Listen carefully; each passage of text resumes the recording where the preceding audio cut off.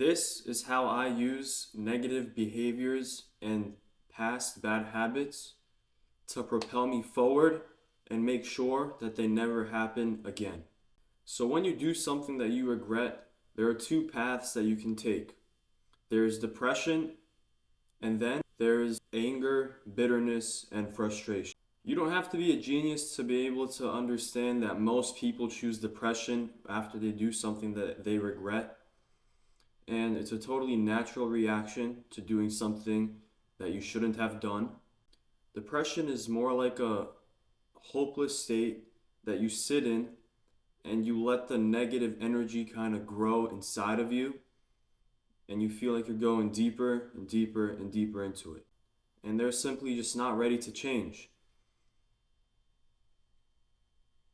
But they could change when it's the right time. The right time is when they decide that enough is enough. And that's what takes us to the second path that you can go down, which is an anger, a bitterness, where you say, enough is enough. I'm going to find a way or make a way. I'm going to fix this. The goal is to get to the threshold where enough is enough. But just know that either of these responses, whether you get into a depressed state or an angry state, they're both natural.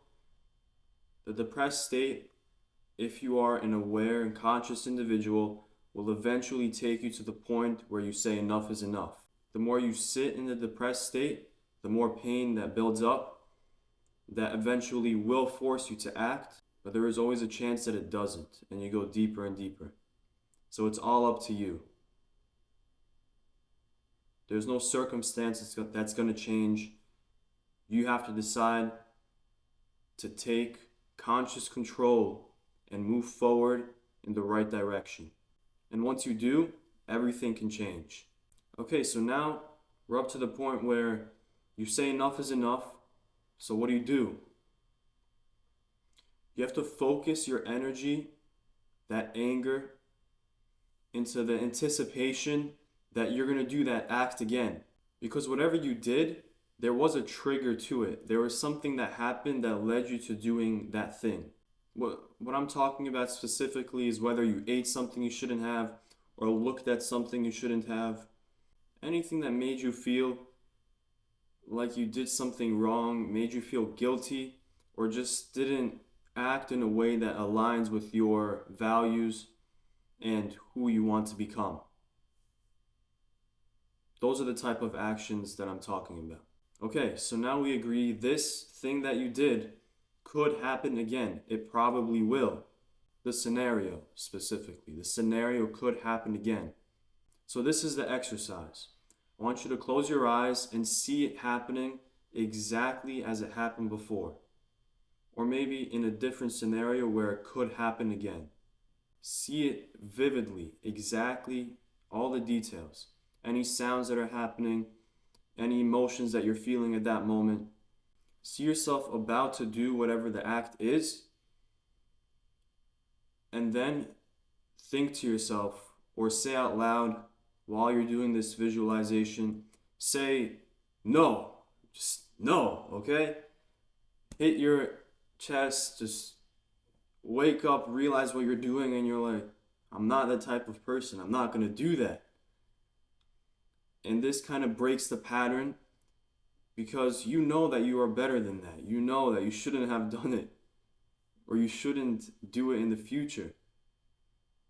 So the more you do that pattern, the more familiar you become with the feelings that you're going to feel in that moment, the more you will be able to choose the response that is most favorable for you. I said in the last video that there is a space between thought and response. And between that space is your choice. When you anticipate something like this, when you anticipate how you're going to feel, you will know you'll have more of a space in between your thought and your response to be able to make the right choice. The more you see yourself, the more you visualize your ability to still fail, the more aware that you will become, the less the less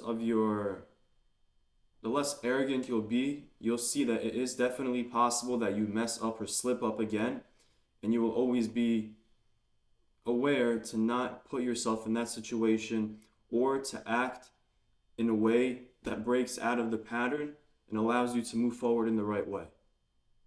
So do that visualization for whatever it may be, whatever thing that you did. The more detailed, the more emotional it is, the more effective it is. And another quick thing that I wanted to mention, you only do bad behaviors or things that don't align with your values when you're in a low state, when you are not like open and like high energy. And I don't mean high energy like you're screaming and like jumping around like a monkey. I mean just awake, alert, but calm. Basically present. When you aren't present, your thoughts take you places where they probably shouldn't.